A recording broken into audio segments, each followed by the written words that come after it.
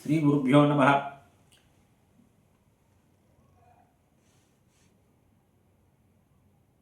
ఇంద్రసభ తరువాత యమసభ చెప్పిన తర్వాత నారదుల వారు ధర్మరాజుకి వరుణ సభ వర్ణన చేస్తున్నారు. ఈ వరుణు యొక్క దివ్య సభ ఏదైతే ఉన్నదో ఇది కూడా యమసభ ఎంత ఉంటుందో అంత పెద్దదే. మంచి ప్రాకారాలు తోరణాలు ఉన్నాయి ఇందులో. దీన్ని విశ్వకర్మ నీటి మధ్యలో నిర్మించాడు. వరుణదేవుడు కదా, అందువల్ల దివ్యమైనటువంటి వృక్షాలన్నీ ఉన్నాయి అక్కడ. ఏమిటి రత్నమయమైన దివ్య వృక్షాలు ఉన్నాయి అక్కడ. పుష్ప వృక్షాలు ఉంటాయి. ఈ సభలో విచిత్రమైనటువంటి కంఠధ్వని కలిగిన పక్షులన్నీ ఉంటాయి అక్కడ. వందలు వేల సంఖ్యలో పక్షులు కనిపిస్తుంటాయి, విచిత్రమైనటువంటి కంఠధ్వనితో ఉన్నటువంటివి. ఆ పక్షుల యొక్క రూప సౌందర్య వర్ణన కూడా సాధ్యం కాదుట. సుఖస్పర్శ కలిగినటువంటిది. మరీ చల్లగా ఉండదుట, మరీ వేడిగా ఉండదుట. ఎన్నో అందులో గదులు, భవనాలు, ఆసనాలు ఉంటాయి. అందులో శ్వేతవర్ణంతో ఉంటుంది. వాల్మీదేవితో కలిసి వరుణదేవుడు అక్కడ విరాజిల్లుతూ ఉంటాడు.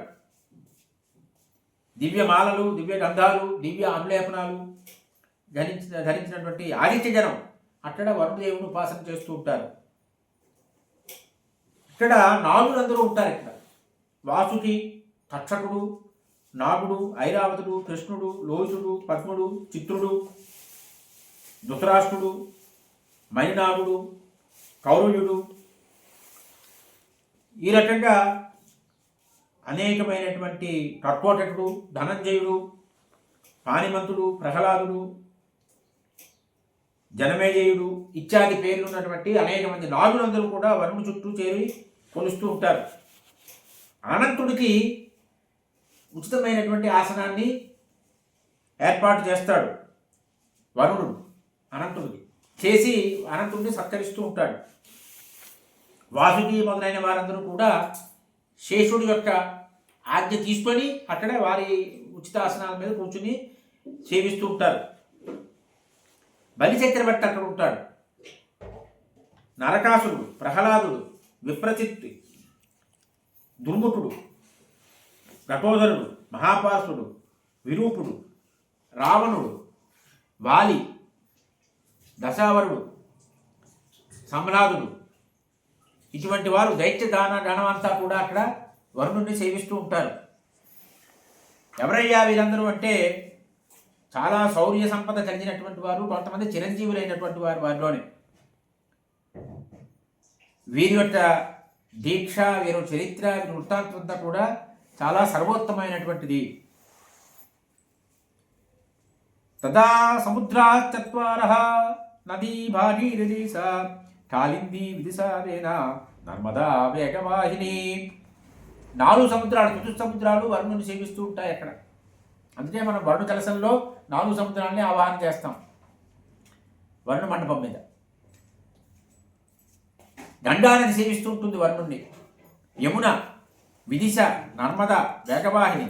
అంతేనా, విపాస శతదృశ్చ చంద్రభాగా సరస్వతి ఇరావతి వితస్తాచ సింధు దేవనదీ తథా. విపాసా నది, శతదృ, చంద్రభాగ, సరస్వతి, ఇరావతి, గోదావరి, కృష్ణవేణ, కావేరీ చ సరిద్వర, కింపునా చ విసల్యా చ తథా వైతరణీ నది.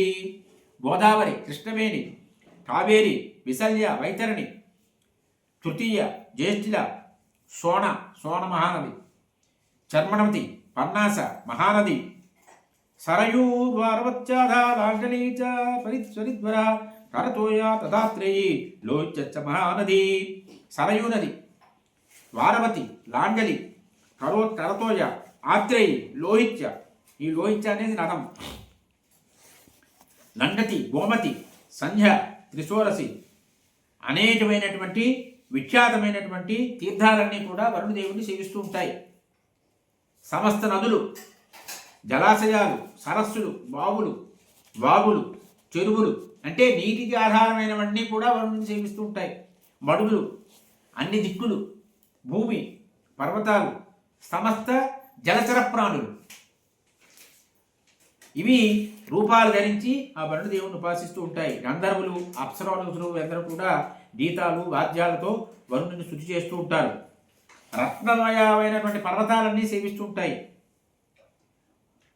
తర్వాత రసాలు, అనేకమైన రసాలు ఉంటాయి కదా, ఆ రసాలన్నీ కూడా అక్కడ సేవిస్తూ ఉంటాయి.